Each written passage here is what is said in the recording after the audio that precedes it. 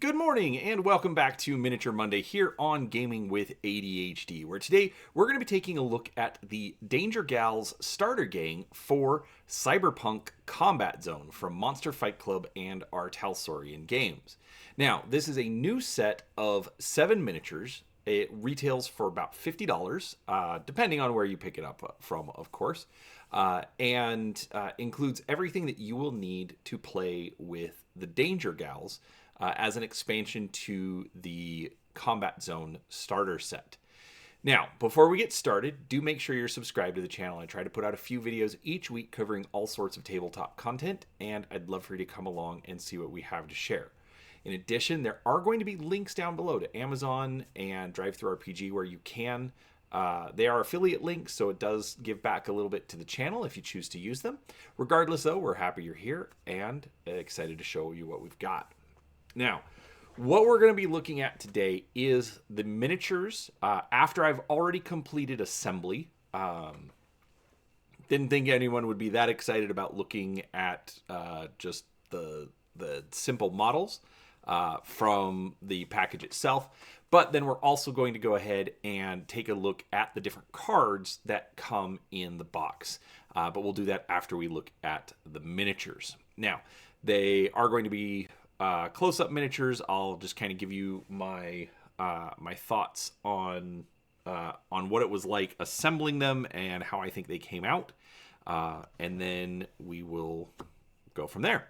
So with that out of the way, let's take a look. All right, so first up we have the agent in charge. Now, you will notice it isn't on a normal base. These are 3D printed bases from my FDM printer. I've gotten to using those, so do keep that in mind. The regular bases are just plain black plastic.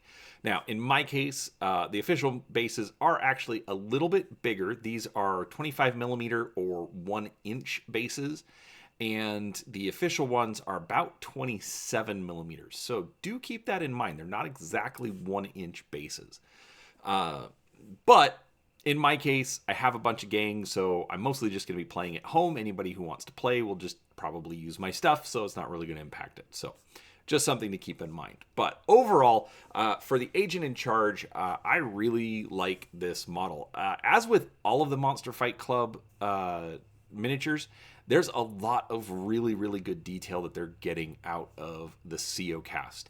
Now, this one, the pose does lean a little bit more to the right than I would prefer, but maybe that's to do with how I mounted it on the base. I'm not entirely sure, but overall, it's not I'm honestly kind of nitpicking on this one.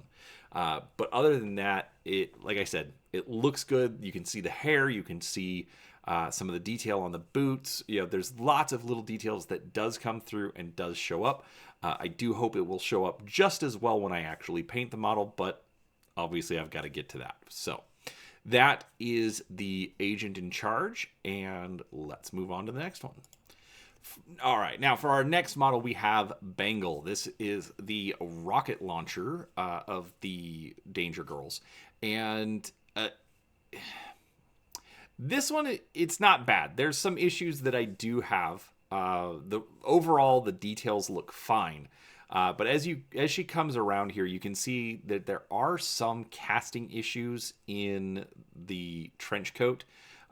They're not enough that I would contact the company and complain and ask for a replacement. I can paint it up as, little bit wear and tear, but it definitely is a bit noticeable. That, especially because it didn't quite get through the QA, is a little bit surprising. The rocket launcher is also a little strange. Usually you're expecting something more going past the shoulder. This one seems to stop right in front of it. But otherwise, it's not a bad miniature. It's, it's fine. I know, I'm trying to find all sorts of crazy things to say, but it's a decent model. one thing I will say, most of the models that I've seen so far from Monster Fight Club, I'd put them in sort of the mid-range. They're not the best that I've ever seen, but I've definitely seen a lot worse in most cases. But they still do have a lot of those really good details that you usually get out of metal miniatures, but they are the CO cast plastic. So I think they're still working out some kinks, but overall I think it's doing well. But this is Bengal. Next up, we've got Doc Mittens. Now, this is the team medic, and honestly, I really like this one. It's kind of interesting. They do actually give you a variety of heads. They don't give you a lot of mix for other components, but usually with the models, a lot of them will have one, but a lot of times you're going to get two different heads that you can use. So with this one, I actually opted for the helmeted heads. Personally, I prefer heads with helmets, but that's just me. Mostly because then I can get away with having to paint faces. So I liked this one. Made it a little hard trying to look on the card to figure out which one it was, but overall it wasn't too bad. I do like her big medkit backpack, the extra detail on the chest, the lacing on the boots. Overall, it's a good model. I do wish it was a little bit more dynamic. This one, she's kind of got just more of a static pose, like she's just standing there. But even then, it's a much more natural standing pose, as opposed to like standing at attention or something that's a lot more rigid. So I'd like a little bit more action in the model, but overall, it's actually pretty good. This is one of my favorites out of the set. All right, next up we've got Lynx. Now this is the team shotgunner. So she's got a shotgun, strapped across her back. But again, most of these models aren't the very dynamic kind of action poses, but this one still actually looks pretty good. This is one of the more solid of the models. Nothing really to complain about. The armor plates look good. The extra details on the model are pretty good as well. I don't have a whole lot of complaints about Lynx outside of, maybe I'd prefer having like the weapon in her hands. Unfortunately, they don't really give you an option for that because it is molded directly to her back. But overall, it's a good looking model, and I think I'm gonna like painting this one up. But that's Lynx. All right, next we've got Mouse. She is the Danger Gals specialist, coming with a heavy pistol as her basic equipment, and a little bit more of a I kind of want to call it like a model pose. She at least has her weapon in her hand. She's looking like she's standing guard somewhere. Maybe she's the lookout. As the team is infiltrating a spot. I do like the pistol strapped around her leg, although, the fact that she's got it right on her leg as opposed to wearing some sort of leggings, because that is a very short skirt. I wonder if it's going to chafe or how well it's going to stay up. I'm nitpicking. This one actually came out really well. I do like the jacket combo with the skirt and the platform shoes. Overall, she looks like she's a little bit sassy, and I don't know why I'm saying all these things, but it's fun. This is a fun model. It is definitely going to challenge me a little bit more, especially with a lot more exposed skin. So that is Mouse. Let her finish turning around. All right, next up we've got Pantera. Now, Pantera is the net runner for the Danger Gals team. Overall, actually, it looks like she's got cybernetic legs. Overall, it's the detail on these models. It's getting that metal quality out of the plastic. overall, like I said, just I'm still happy with the overall look of the models. Um, in most cases, like I said, you're getting good sculpts out of these, um, and they'll be fun to paint up. So that is Pantera. All right, and our final team member is Tigress. Now, she is carrying her weapon. She's carrying in front of her, low ready. Looks like while she's advancing slowly, she is advancing on her target. So, not as action oriented, but definitely more than we have seen in a lot of the other models. She has an additional weapon strapped across her back. But overall, this would probably be like my number 2 or number 3 model. Not a whole lot of extra flash, no real problems with the model itself as far as the casting is concerned. But overall, some really good look there. So this is Tigress, and the last of the 7 models that you're going to get out of the starter set. All right, so now to take a look at the remainder of the contents that you get out of the Danger Girls starter set. So this is the actual box right here. The rest of all the cards and everything are set off to the side. Just wanted to show off the box art. It was in the image on the thumbnail, obviously, but we'll show this off. It does show you all of the models that you are going to get, so you have a better idea. Do keep in mind some of the builds may be a little bit different from the ones that I showed, just because of different head options that are usually included. But as you can see in the inventory here on the top, you're going to get your 7 miniatures, 13 character cards, so you do get promoted versions of all of the characters. One actually has 2 promotions available.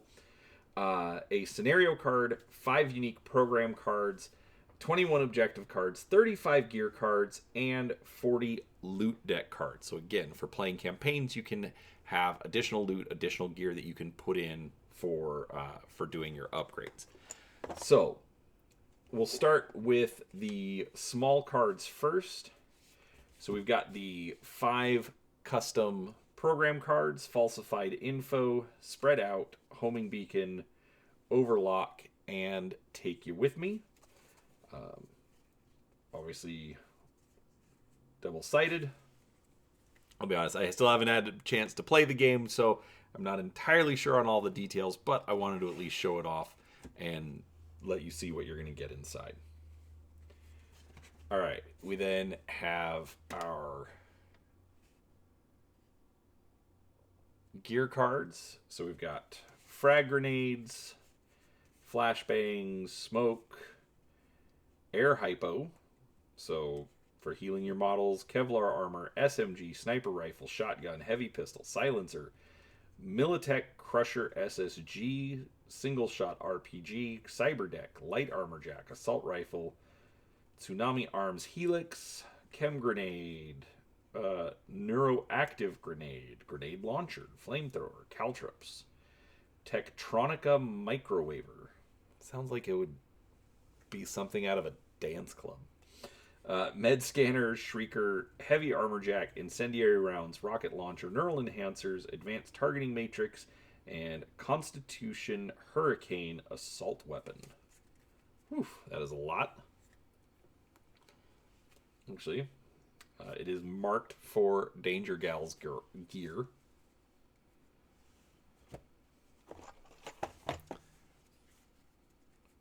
All right, then. All right, so this is the loot deck. So we've got drugs, med patch, grenades, new shoes, or new kicks, I should say, food, ammo, glow sticks. Okay. Spray lube, bottle silencer, biotoxin, air horn, jacketed rounds, Johnny Silverhand bauble, gel round, scrambler, palm stunner, pop-up shield, hacker's kit, pharma dispenser, auto surgeon, smash ultra, hollow projector, comic stash, dead man switch, flashbang grenade, grapple gun, damage mortar, single shot RPG, damage machine gun, damage chainsaw, and neuroactive grenade. Woo! So you get a lot of gear out of this. Alright, for the character cards, so we've got the agent in charge with the promoted version, Bengal. So she's the one that has 2 promotions. Doc Mittens, Lynx, Mouse, Pantera, and Tigress. We then have the objective cards. So surveillance gig, riot suppression, scouting mission, the whites of their eyes, path to promotion, spy op, outpost, make sure they're not recognizable, hold the line, wounded leader, get down, hold the center, map the area, spare parts, arms race, reaction time, not a hair out of place, an average day to remember me by, 2 birds, 1 stone, and recruitment drive. So each one has an objective and whatever reward you're going to get because of that. Some of them are related to campaign play. Some of them are going to take effect in the individual games themselves. All right, and then last but not least, we have the scenario card.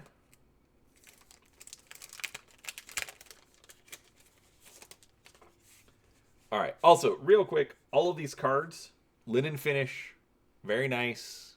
Not a ton of reflection in them. There's some, obviously, but it's not too bad. Overall, nice cards. All right, so their special mission is take down the tower. So you're going to set up a building in the center of the board, and the danger gals, have to get 3 explosive charges within reach of the building, and then they actually have to have a model with, where is it? If there are 3 or more charge tokens within reach of the building, any attacking danger gal may target the building with any attack that has blast.